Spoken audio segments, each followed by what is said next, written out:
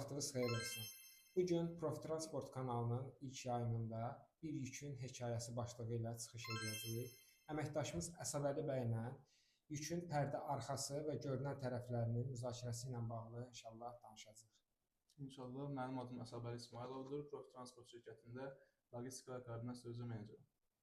İnşallah bu gün Əli bəylə bu barədə söhbətimiz olacaq.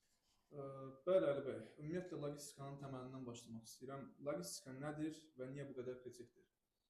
Ümumiyyətlə logistika belə başa düşürəm ki, bir yükün A nöqtəsindən B nöqtəsinə təkcə daşınması deyil, bu prosesdə bütün olacaq hadisələrin hamısının təsviridir. Yəni logistika bugünkü gündə bəzi sahibkarlar tərəfindən xoş qarşılanmır. Müəyyən problemlər var, müəyyən pərdə arxası görüntülər var. Biz həmişə məqsəd olaraq, niyyət olaraq bu pərdə arxası görüntüləri maksimum şəffaf dərəcədə partnyorlarımıza çatdırmaqdır. Bu əslində belə deyim də bir reklam deyil.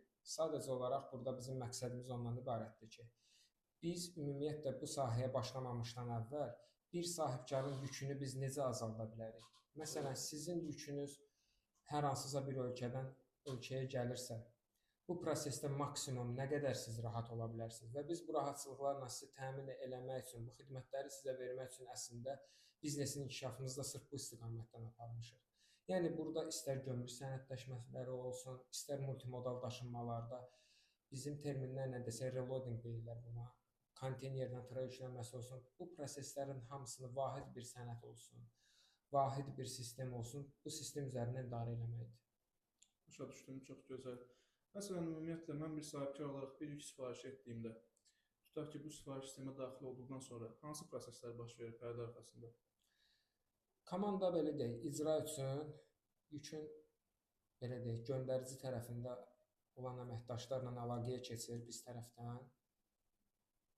Vaxt vədləşir ki, yükün götürməklə bağlı.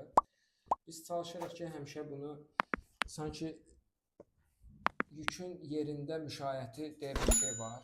Yəni məsələn siz bu gün Çindən bir sifariş verirsinizsə, təbii ki, biz sizi bu Çində olan yükləmə prosesini vizual olaraq sizə təqdim eləməkdir məqsədimiz. İstər videolar olsun, istər orada əməkdaşlarımız olsun, istər zavodla olan münasibətləriniz olsun. Bu koordinasiya və gedişatda həmişə bütün şəffaflığı sizə məqsədimiz odur ki, dəqiqliyi ilə çatdıraq. Eyni zamanda ilk proses bundan başlayır. Daha sonrasında sizin suallarınız əsasında başlayıb cavablandıraq. Başlayaq. Bəs məsələn bir çatdırılmanın arxasında hansı addımlar olur normalda? Tutaq ki, buradan başlayır, bu addımda qutarır. Gömrük prosesləri, yük daşıma prosesləri necə başlayır, necə qutarır?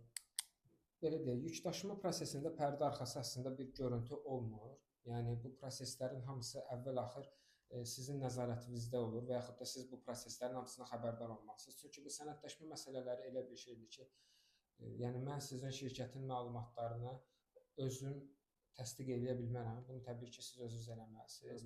Pərdə arxası görüntülər bəzi belə deyək də problemlər aşkar oluna bilər ki, tərəfimizdən hər hansı bir yükdə zədələnmə olub. Məsələn, mən onları sizə çatdırmaram ya da baş verən prosesdə bəzi məqamlar ola bilər ki, bunları artıq daşıyıcı şirkətlər artıq müştərilərinə demirlər. Yəni burada da müştəri itirmə qorxusu yarana bilər.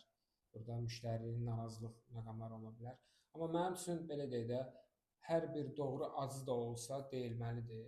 Yəni bu söz olaraq deyil, bizi izləyən, bizlə əməkdaşlıq edən, ən azından bir dəfə də olsun bizlə partnyorluq edən sahibkarların, şirkətlərin, qurumların hamısı bilir ki, bizdə məsələn doğru bir cürdür. Yəni bu yalan da olsa, acı da olsa, doğru doğrudur. Mən də sizin fikrinizə tamamilə razıyam. Ümumiyyətlə mən özüm belə müştəri kimi bura müraciət etsəm bizim şirkətimizə və yaxud da hər hansısa bir ümumiyyətlə başqa bir məhsul üçün də ola bilər bu. Acı həqiqət hər zaman şirin yalandan daha yaxşıdır məncə. Təbii ki, təbii ki. Bəs ümumiyyətlə bu gün müştəri üçün nəyi prioritet hesab edə bilərik? Müştəri üçün prioritet hesab edə bilərik. Məsələn, yükün vaxtında çatdırılması, xərclərin stabil olması, ən əsası isə prosesdə əlavə xərcləri müştəriyə yaratmayaraq. Yəni bu günləri dediyim kimi logistika şirkətləri bazarda xeylidir. yəni sahibkarlar da, şirkətlər də seçim eləyərkən, bazar araşdırması eləyərkən ən azı 10 şirkətdən, 10 daşımacı şirkətdən qiymət təklifi alırlar. Bəli. Amma bunlardan hansı doğrudur sualını özlərində verəndə ən əsası ağıllarına gələn ilk sual o olur ki, hansı şirkət mənim etimadımı doğruldacaq və baş verən prosesdə mənə əlavə xərc yaratmayacaq. Bəzi xərcləri üstü örtülü mənə çatdırmayacaq. Mənə görə ən üstünlük prioritet məhz bizdə budur ki, biz xərci bir dəfə deyirik. Yaranacaq əvvəlki xərcləri isə nəzərə çatdırırıq. Aydındır Əli bəy. Bəs indi bildiyimiz kimi logistika yükdaşıma prosesində ümumiyyətlə gecikmələr bəzən baş verir. Bunu istəsək də, istəməsək də. Bəli, 100%. Yəni sizcə bu gecikmələr üçün ən çox belə səbəb olan amillər hansılar olur? Bugünkü gündə gecikmələr üçün ən xüsusilə də Çindən Azərbaycana gecikmələr ən çox müşahidə olunur. Yəni artıq mən sizə belə deyim, hal-hazırda noyabr aylarıdır və 2026-nı qarşılayırıq. Bu ərəfələrdə ümumiyyətlə belə deyək, tranzit ölkələrdə gecikmələr çoxdur. İndi bayram ərəfəsidir, yeni il qarşılayır ölkələr və müəyyən ölkələrdə qərarlar dəyişir qanunvericilikdə. Bunları belə deyək də yekunlaşdırmaq üçün hər kəs tələsir. Bu səbəblər gətirir avtomatik olaraq növbələrin sərhəddə gözləmə müddətini artırır. Xüsusilə də dediyim kimi, az öncə vurğuladığım kimi Çindən Azərbaycana olan yük daşımalarda bu gün 80 kilometrə yaxın tıxac mövcuddur. Təəssüf ki, bəli. Bu gün orada çox çətinliklərimiz var. Əli bəy, son olaraq sizə belə bir sual vermək istəyirdim. Bu sualın cavabı əsas da bu işə yeni başlamaq istəyən əməkdaşlarımız üçün daha məncə maraqlı olacaq. Bu iş bildiyiniz kimi stresli bir işdir. İndi uzun müddətdir bəli bir yerdə fəaliyyət göstəririk. Məsələn, hərənin düzdür, özünə uyğun bir bu stresləri dəf etmə yöndəmləri var, yəni belə bəli metodları var. Sizin metodunuz necədir və yaxud da bu metod yəni necə bir metod tövsiyə edə bilərsiniz bu işə başlamaq istəyən əməkdaşlara? Ümumiyyətlə çox maraqlı sualdır, ilk növbədə bunu vurğulayım. Əsəbi idarə etməyi öyrənirəm, bacarmıram. Amma onu bilirəm ki, ümumiyyətlə yük daşıma sferasında olan hər bir əməkdaş, hər bir menecer, hər bir əməliyyat prosesində iştirak edən komanda üzvü məqamlara uyğun məncə addımlarını atmalıdır. Əsəbləşmə olan anlarda əsəbini qarşı tərəfə bəlli etməlidir. Təmkin tələb edən məqamlarda təmkinini qorumalıdır. Yəni əslində o qədər zövq verici işdir ki bu. Anı yaşamaq lazımdır. Bəzi sahələr var, bəzi belə deyək də gedişatda davam edən proseslərdə insan səbrini mütləq şəkildə qorumalıdır.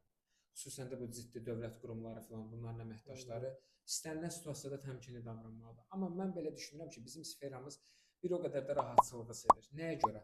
Bəzi anlar olur ki, sən həmin vaxtı, məsələn, gömrükdə işləyən əməkdaşların olsun, özəl şirkətin əməkdaşları olsun, əsəbini onlara bəlli etməlisən. Bəli. Yəni bu qaçılmaz bir şeydir. Və yaxud da hər hansısa bir prosesdə idarə etməni bacarasan deyə. Bəzi gedişatlarda isə əsəbini bacardığın qədər müştəri kontaktında maksimum cilovlamalısan. Bəli. Yeni əməkdaşlar, yeni tələbələr, yeni logistika sahəsi ilə məşğul olmağı planlaşdıran gənclər, onlar isə məqsəd çatdırmaq istəyirəm ki, şəxsi fikrimdir bu. Maksimum öz üstlərində işləsinlər. Sırf psixologiya baxımından, əsəb stresi dəf etmək baxımından. Logistika elə bir sahədir ki, bu işi öyrənmək olar. Amma əsəb stresi insanı idarə etmək ömrü boyu öyrənəcəyimiz bir şeydir. Bugünkü gündə sizdə, bizdə də, özünüzdə, yəni şirkətimizdə əməkdaşısınız, bilirsiniz. Bu barədə biz özümüz də daxildə treninqlər keçiririk, özümüzün fərdi inkişaf proqramlarımız var. Nə qədər öyrənsək belə, bu bizə kifayət eləmir, daim öyrənməliyik. Bəli, çox sağ olun Əli bəy, suallarımızı cavablandırdığınız üçün. Minnətdaram, çox sağ olun. Layihəmizdə əziyyət çəkən rəhbərliyimizə təşəkkür edirik ki, bu fürsəti bizə yaradıblar. Sosial media menecerimiz var, bizim əziyyət çəkən qardaşımız, arxa planda. Ona təşəkkür edirik ki, bu gün vaxtını ayırıb, həftə sonu olmasına baxmayaraq bizim çəkişimizi edir. İzləyicilərimizə isə xahişim odur ki, biz bu işin ən şəffaf tərəflərini bu buraxılışımızda, növbəti buraxılışlarımızda sizlərə çatdıracaq. Həmçinin bizlə bərabər bir yerdə bu işi görən kolleqalarımız da ola bilər ki, bəzi sualları olsun bizim şirkətimiz barədə suallarını qeyd edə bilərlər. Biz növbəti buraxılışımızda mütləq ki, o sualların əsasında proqramımıza əlavələr eləyəcəyik. Təşəkkür edirik. İzləmələrdə qalın. Çox Gülə-gülə. sağ olun.